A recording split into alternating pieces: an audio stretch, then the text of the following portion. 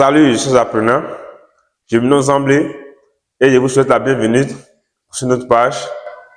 Ce matin, nous allons aborder une notion très importante, rien que l'étude des signes des polynômes. Donc, si vous êtes aussi nouveau sur la page, je vous demande de rester concentré jusqu'à la fin de cette vidéo et vous allez apprendre beaucoup de choses. Donc, chers amis, sans plus tarder, on va donc passer à l'objet du jour. Tout à l'heure, l'étude que nous allons faire c'est une suite. Dans les vidéos précédentes, nous avons vu l'étude des fonctions polynômes de degré 1. Aujourd'hui, dans cette vidéo, nous verrons l'étude des signes des fonctions polynômes de degré 2. Donc, je vous invite à être très concentré et de suivre jusqu'à la fin. Et si vous êtes nouveau sur la page, n'oubliez pas de vous abonner à la fin de cette vidéo. Donc, on va passer à l'objet du jour.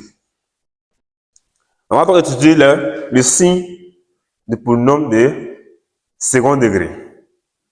Alors, qu'est-ce qu'on appelle un polynôme de second degré? Comme le nom est si bien clair, quand on dit polynôme de second degré, c'est un polynôme dont le plus haut degré est égal à 2. Donc le terme en mon nom là a pour plus haut degré égal à 2. Donc je vais faire donc un exemple, vous allez voir. Avant de commencer cette vidéo, il faut noter que l'ensemble des définitions des fonctions polynômes est égal à l'ensemble grand R. Donc ici, qu'est-ce que nous allons faire? Soit j'ai une fonction polynôme définie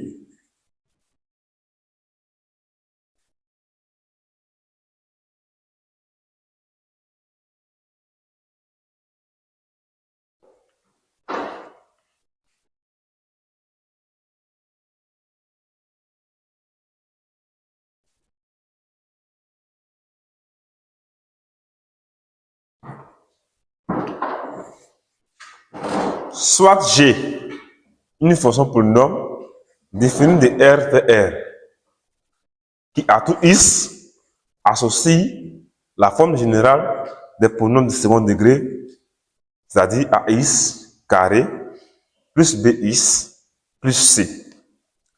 Alors, à noter une chose très importante à savoir. Pour que le polynôme G ici, que nous allons étudier tout à l'heure, soit si bien un polynôme de degré 2, il y a des contraintes sur les réels A, B et C. Il faut bien savoir. Alors, le A ici, le réel A ici, ce n'est rien d'autre que le coefficient qui multiplie le monôme le plus haut degré dans l'expression de notre polynôme de second degré. Lorsqu'il regarde très bien, le monôme en AX, carré ici, c'est le monôme le plus haut degré. Son degré égal à 2, et pour le monôme en B, X, son degré égal à 1. Et le C ici, a une constante. Donc ici, pour que ce polynôme qui est là soit un polynôme de second degré, il faut préciser que le réel, la constante réelle, il doit multiplier le monôme de degré 2 soit différent de 0. S'il est égal à 0, alors on ne prendra pas donc de polynôme de second degré. Parce que lorsque vous faites 0 multiplié par n'importe quel nombre, vous trouvez toujours 0. Or, si c'est le monôme degré 2 ici, si ce monôme n'est plus là, alors vous voyez que le polynôme va se réduire à un polynôme de degré 1 que nous avons abordé dans les vidéos précédentes. Donc, les réels B et C peuvent être nuls. Même s'ils sont nuls, mais c'est A qui ne doit pas être nul. Donc, voici la contrainte. Une contrainte très importante à noter pour que le polynôme G de X ici soit un polynôme de degré 2 ou bien un polynôme de second degré. Donc, on va donc passer maintenant à l'étude de son signe. Comment il faut faire donc pour étudier son signe? C'est là la question. Mon cher ami, on ne s'embrouille pas. Tout comme dans les vidéos précédentes, pour pouvoir étudier le signe d'un polynôme, qu'est-ce qu'il faut faire? Il faut chercher d'abord à voir les nombres qui annulent ce polynôme, c'est-à-dire les zéros du polynôme. Pourquoi je parle des zéros ici? et non de 0. Parce que c'est un polynôme de degré 2. À partir du polynôme de degré 2, on ne parlera plus d'un 0, on parlera plutôt d'un 0. Si ce sont les polynômes de degré 1, là on parle plutôt d'un seul 0. Donc on ne va pas trop bavarder, c'est cher ami. On va donc aller au bout du jeu. Ici, pour pouvoir étudier le signe de mon polynôme g ici en question, il faut d'abord, ça c'est son expression, sa notation fonctionnelle. Il faut donc d'abord tout simplement donner son expression que nous avons l'habitude de voir. Ici, comme je l'ai déjà dit, c'est les fonctions polynômes. L'ensemble de départ est équivaut à l'ensemble des définitions. Comme ici, son ensemble de départ est grand R, alors son ensemble de définitions aussi sera bien grand R. Donc, je peux donc noter ici D de G, qui représente l'ensemble de définitions de la fonction polynôme ici en question, sera donc grand R. Et c'est dans cet ensemble que tout ce que nous ferons ici va se passer. Donc ici, je viens maintenant à la ligne, j'écris quel que soit X appartenant à D de G, c'est-à-dire quel que soit X appartenant à R, parce que D de G ici égale à R, ma fonction polynôme G de X est définie par AX carré plus BX plus C. Les contraintes sur les constantes A, B, C sont déjà précisées plus haut. On ne va pas les répéter. Maintenant, cher ami, avant d'étudier le signe de mon polynôme second degré, il faut d'abord chercher les zéros. C'est-à-dire les nombres dont les images par cette fonction donnent 0. Et pour trouver ces nombres, comment il faut procéder pour arriver jusqu'à là? Pour pouvoir trouver les zéros de ce polynôme, je ne m'embrouille pas. Je vais tout simplement résoudre l'équation G de X égale à 0 dans son ensemble de définitions. C'est-à-dire quoi? Je vais poser ici quel que soit X appartenant à R, c'est-à-dire D de G, je pose G de X égale à 0. Lorsque je pose G de X égale à 0, alors je vais donc remplacer maintenant G de X par son expression, c'est-à-dire AX carré plus BX plus C égale à 0. AX carré plus C plus BX égale à 0.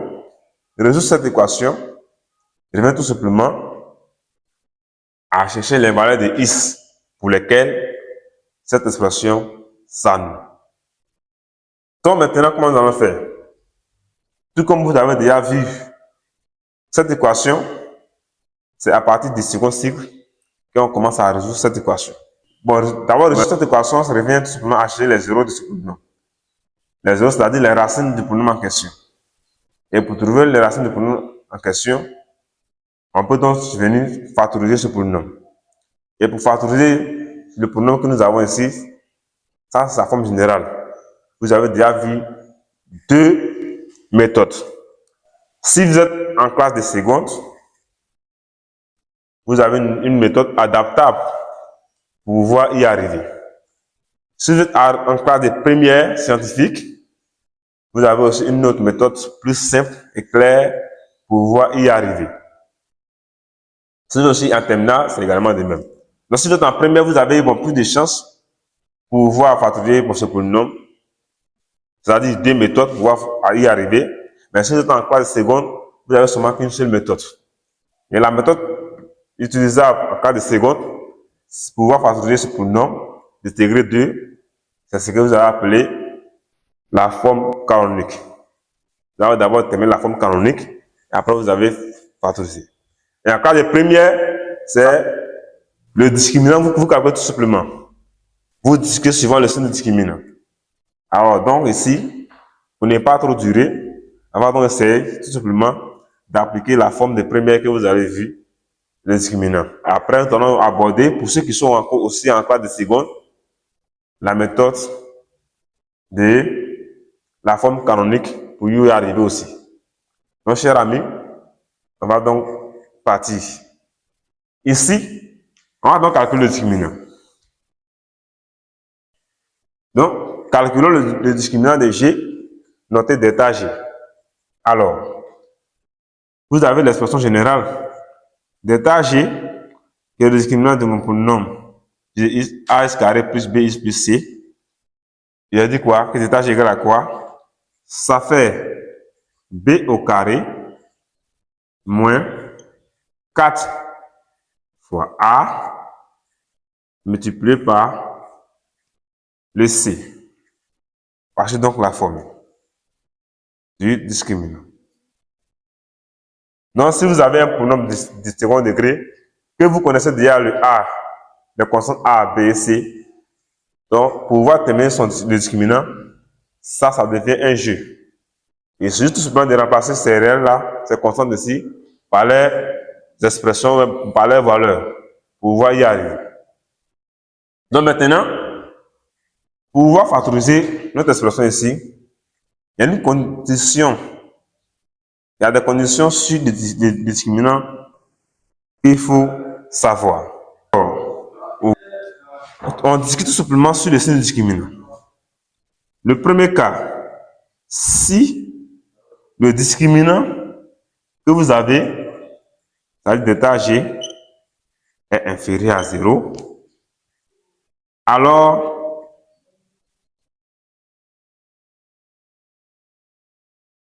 vos polynômes G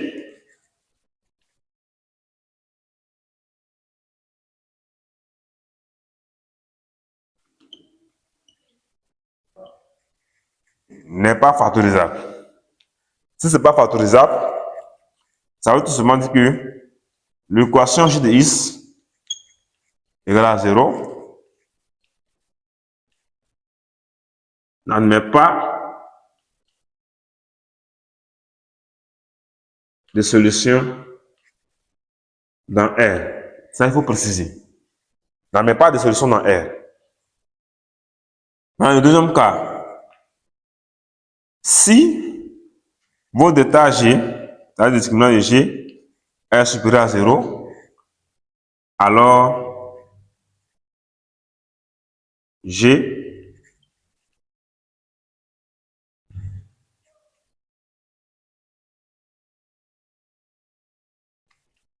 est factorisable. Si J est factorisable, cela veut tout simplement dire que l'équation J de X égale à 0, l'équation J de X égale à 0 admet deux solutions. Deux solutions réelles.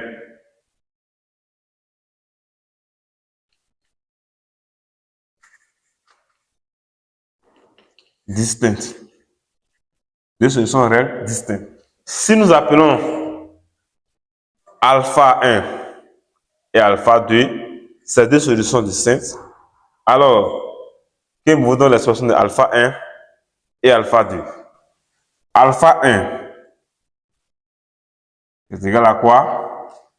Moins B moins racine carrée de d'état G sur 2 fois A. Et alpha 2, ça fait aussi moins B également, plus, cette fois-ci c'est plus, au lieu de moins, d'état G sur 2 fois A. Vous comprenez maintenant pourquoi il est très important de noter que le A soit différent de 0. Maintenant, chers amis, le troisième et le dernier cas que nous allons traiter, si le delta G est égal à 0, c'est-à-dire lorsque le discriminant est nul, alors G est aussi factorisable.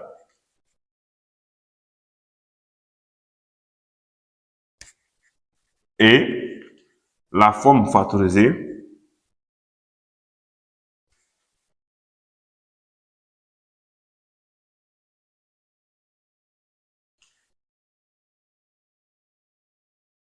est une identité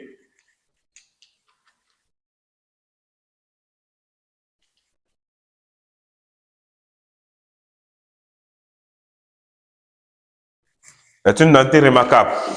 Si d'état G égale à 0, alors G est factorisable et la forme factorisée est une identité remarquable.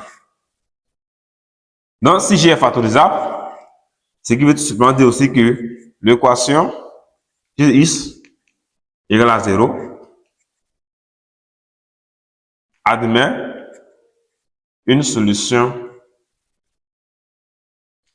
double. Admet une solution double. Et si nous appelons alpha cette solution double, notre alpha serait égal à quoi? A moins B sur 2A tout simplement. C'est-à-dire, vous prenez les expressions que vous avez ici et vous remplacez d'état G par 0. Si vous remplacez d'état G par 0, vous avez racine carrée de 0. Et tout ce terme là sera égal à 0. On aura moins B sur 2A. Ici aussi également, même chose. Vous aurez moins B sur 2A. Vous voyez que les alpha 1 et alpha 2 seront identiques lorsque l'état G est égal à 0. Donc, voilà pourquoi les deux solutions qui sont identiques là, c'est ça qui forme une solution double. Et c'est ce que nous avons noté ici. Donc, voilà comment il faut faire pour pouvoir déterminer les racines de nos polynômes ou bien les zéros de nos polynômes G du second degré.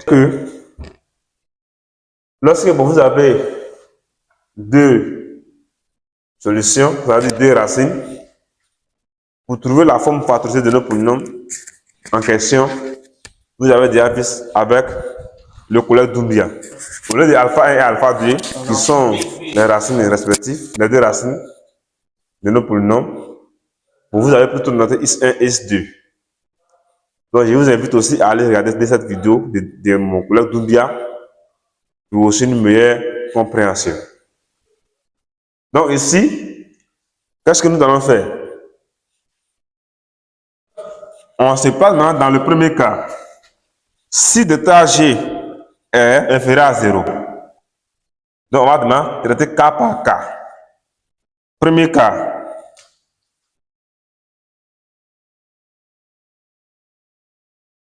Premier cas, c'est-à-dire d'état G est inférieur à 0. Nous avons bien noté que ici, d'état G est inférieur à 0, alors le polynôme G n'était pas factorisable. Il n'est pas factorisable. S'il n'est pas factorisable, ça veut dire que l'équation G de x égale à 0 n'admet pas de solution dans R. Donc, dans ce cas, comment il faut faire donc pour trouver le signe des polynômes qui n'admettent pas de 0 dans R? C'est là la question. Et pour répondre à cette question, c'est très très facile. Donc, pour ce faire, si le discriminant ici est négatif, si on ne peut pas donner les zéros dans R de notre polynôme en question, il faut donc, le signe du polynôme ici en question sera donc le signe de A. On discute sur le signe de A. C'est donc le signe de A, tout simplement. Ça veut dire quoi? Dans ce cas, si le A, si on trouve, il arrive que si le A est inférieur à 0, alors le polynôme G de x, et soit x appartenant à R, le polynôme G de x aussi sera strictement inférieur à 0. Ça, c'est parce que je ne dis pas inférieur ou égal. Je dis tout simplement inférieur. Pourquoi? Parce que le polynôme G de x, lorsque son discriminant est inférieur à 0, n'admet pas de 0 dans R. Donc, s'il n'admet pas de 0 dans R, il ne peut pas être inférieur ou égal à 0. Et si vous dites inférieur ou égal à 0, soit l'inférieur à 0, soit il peut être égal à 0. Donc, il faut donc annuler la partie égale à 0 et prendre tristement inférieur à 0. Tout simplement. Maintenant, si le A est supérieur à 0, alors le polynôme G de x ici sera aussi tristement supérieur à 0. Tout simplement. Donc voilà comment il faut utiliser le signe. Nous sommes en train de voir comment il faut utiliser le signe des polynômes de second degré. Lorsque vous calculez le discriminant, pour tous ceux qui sont à partir de la première scientifique jusqu'en terminale, lorsque vous calculez le discriminant du polynôme de second degré, que vous trouvez que le discriminant est négatif dans R, alors on dit que le polynôme là n'a pas de zéro dans R. Maintenant, pour voir étudier maintenant son signe, s'il n'a pas de zéro dans R, ça veut dire qu'on ne peut pas factoriser. Alors, pour voir étudier maintenant son signe, voilà comment il faut procéder. Il faut se baser sur le signe de A, c'est-à-dire la constante qui multiplie le monôme de plus haut degré dans l'expression de notre polynôme que vous avez ici. Donc, on va donc passer au deuxième cas, qui est le cas le plus courant. C'est-à-dire le deuxième cas à traiter ici. Deuxième cas, où le delta G est supérieur à 0. Où le delta G est supérieur à 0. C'est lui qui est le deuxième cas. Alors, il était dit que lorsque le delta G est supérieur à 0, alors le polynôme G était factorisable. Si le polynôme G était factorisable, ça veut tout simplement dire que l'équation G de x égale à 0 admettait deux solutions dans R. Nous avons aussi bien noté ici alpha 1 et alpha 2 comme les deux solutions en question. Donc, on va donc tout simplement donner la forme factorisée de nos polynômes que vous avez vu avec le couleur d'Oumbia. Donc ici, si delta G est supérieur à 0 et alpha 1 et alpha 2 sont des solutions, qu'est-ce que nous allons faire? Donc ça veut dire que quel que soit x appartenant à D de G ou bien R, le polynôme G de x, que nous avons sa forme développée ici, peut se mettre sous cette forme. A facteur de x moins alpha 1 facteur de x moins alpha 2. Tout simplement. Voici la forme factorisée que vous allez avoir. Une fois que vous avez alpha 1, alpha 2, vous venez tout simplement les remplacer ici. Voici la forme générale. Donc ici, la question à savoir maintenant, comme le thème du jour, le signe de notre polynôme G ici en question. Comment nous allons faire? Donc toutefois, on ne va pas se baser sur cette expression, mais on se base sur cette expression pour pouvoir donc chercher les zéros. Ça c'était les zéros. Et pour trouver les zéros, on n'a pas résolu l'équation de x égale à 0, mais on a plutôt calculé le discriminant. Et on a vu que lorsque le discriminant est positif, nous avons donc déduit les racines, c'est-à-dire les zéros du polynôme de second degré, alpha 1 et alpha 2 que vous avez là. Donc, ici, c'est un tableau de deux lignes en résumé. Donc, tableau ici. La première ligne prend en compte les valeurs de x. Comme x appartient à grand R, alors j'aurai les deux bornes, j'aurai moins l'infini et plus l'infini. À l'intérieur de ces deux bornes, qu'est-ce que j'ai fait? Je mets donc les racines alpha 1 et alpha 2. Mais ces racines, on ne les place pas n'importe comment. Voilà, une remarque très importante à savoir. Pour pouvoir les placer ici, il faut donc comparer les deux racines. Ça veut dire que si alpha 1 est inférieur à alpha 2, alors les racines seront disposées comme suit. Alpha 1 ici, alpha 2. Parce qu'on quitte de moins infini jusqu'à plus infini là. Ça veut dire que pour placer alpha 1 et alpha 2, il peut arriver des cas où alpha 1 peut être supérieur à alpha 2. Si nous sommes dans le cas où alpha 1 est supérieur à alpha 2, alors dans ce cas-là, alpha 2 serait ici et alpha 1 sera tout juste proche de plus infini. Maintenant, si alpha 1 est inférieur à alpha 2, alors alpha 1 sera, pour celui qui est inférieur, est plus proche de moins l'infini, et celui qui est supérieur est plus loin de moins l'infini. Celui qui est supérieur est plus proche de plus infini, et celui qui est inférieur est plus loin de plus infini. Donc, c'est ce qu'il faut savoir. Comme alpha 1 et alpha 2 sont les zéros du nombre polynôme G de X, et ici, je mets G de X ici. Je pourrais donc mettre son expression développée que vous avez ici. Donc, comme alpha 1 et alpha 2 sont des zéros, je fais ici, je ne bats pas tout. Je fais ici, et je fais comme ça. Je mets ici 0, 0. Si vous voulez, je peux mettre les zéros en rouge. En couleur ici. Donc, ce sont les zéros de mon polynôme. Ce sont les zéros de mon polynôme. Maintenant, tout simplement, comment il faut faire pour pouvoir trouver les signes de mon polynôme? C'est très très simple, comme de l'eau à boire.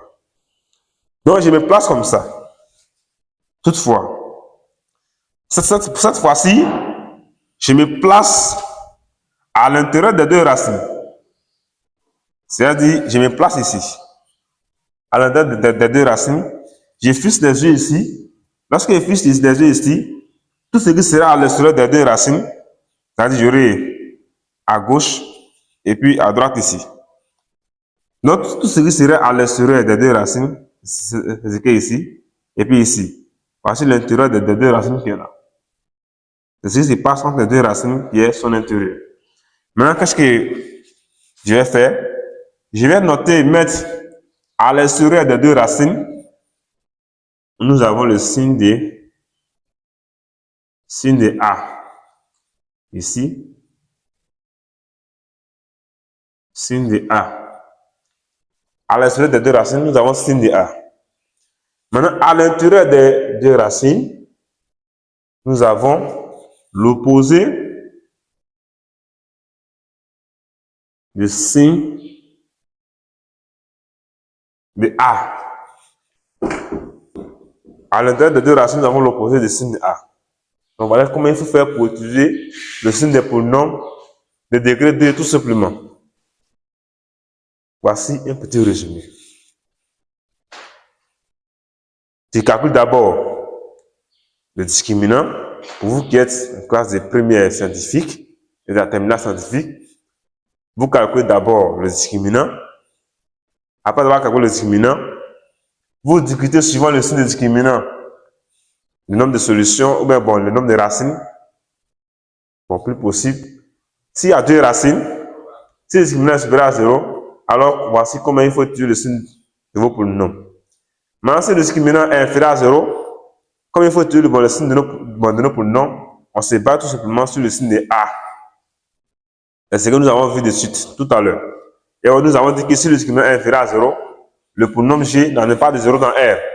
Alors dans ce cas, pour utiliser son signe, on se base sur le signe de A, la constante qui multiplie le monôme le plus haut degré. Et il est dit que si le A est inférieur à 0, dans ce cas, le signe de polynôme G est négatif. Ça veut dire que lorsque le discriminant est inférieur à 0, le signe de polynôme du second degré prend le signe de A, tout simplement. Mais ici, lorsqu'il y a deux solutions, voilà comment ça se passe. On va examiner le dernier cas et tirer une conclusion pour tout. Donc, restez concentrés jusqu'à la fin avant d'examiner le dernier cas le plus vite possible. Donc, chers amis, après avoir examiné les deux premiers cas, on va examiner le dernier cas, c'est-à-dire le troisième cas. Troisième cas. Le cas où le discriminant d'état G égale à 0. Alors, si le discriminant d'état G est égal à 0, alors nous avons dit que nos polynômes en question se résumaient tout simplement à, sa forme factorielle se résumait tout simplement à une identité remarquable. C'est-à-dire, quel que soit X appartenant à D de G, c'est-à-dire R, nos polynômes G de X, c'est égal à A facteur de X moins notre alpha que nous avons noté là-bas, le tout élevé au carré. Donc voici donc la forme que nous avons là. Donc, ça c'est lorsque notre discriminant est égal à 0. Et ici, avec notre alpha égal à moins b sur 2a. Voici notre alpha ici en question. Moins b sur 2a. Donc, comme vous voyez ici, comment devez-vous faire pour utiliser les signes de nos polynômes du second degré dans ces cas de figure? On ne s'embrouille pas, tout simplement, puisque nous savons que, quel que soit x, pris dans R, et le nombre réel, la constante alpha, sur le thème qui est là, que je vais souligner tout à l'heure en rouge, le thème qui est là, élevé au carré, est supérieur ou égal à 0. Alors, si ce thème, ce facteur qui est là, au carré, est supérieur ou égal à 0, ça veut tout simplement dire que notre polynôme G ici en question, son signe sera le signe de A, tout simplement. Comme le premier cas que nous avons examiné tout à l'heure. Ça, souvent le signe de A. Bref, ce thème qui est là est déjà positif. Si nous voulons nous en tenir de cette expression pour donner le signe de notre polynôme de x. Donc, si c'est le signe de A, on ne s'embrouille pas. Il n'y a rien à discuter ici et il n'y a rien à dire. Si vous voyez que votre A est négatif, alors votre polynôme de x sera négatif. Si le A est positif, là il est positif, alors le signe de votre polynôme de x sera tout simplement positif. Donc là, il n'y a pas à discuter et il n'y a pas à bavarder pour bavarder. Donc, chers amis, voilà donc un petit résumé. Comment il fallait plutôt faire ou aborder les notions d'études de signes des polynômes de degré 2. Donc, chers amis, ici tient la fin de notre petit résumé. Donc, nous vous disons merci de nous avoir suivis jusqu'à présent. Si vous êtes aussi nouvelle ou bien nouveau sur la page, n'oubliez pas surtout d'activer la cloche des notifications et de vous abonner afin de suivre notre prochaine vidéo. Ici, c'est la science avec Savant Log. Si vous nous suivez régulièrement, vous allez voir que les mathématiques seront du jeu pour vous. Nous aurons tous des prérequis pour vous, à mieux vous préparer pour votre examen. Donc, c'était avec le prof Zambli et à la prochaine.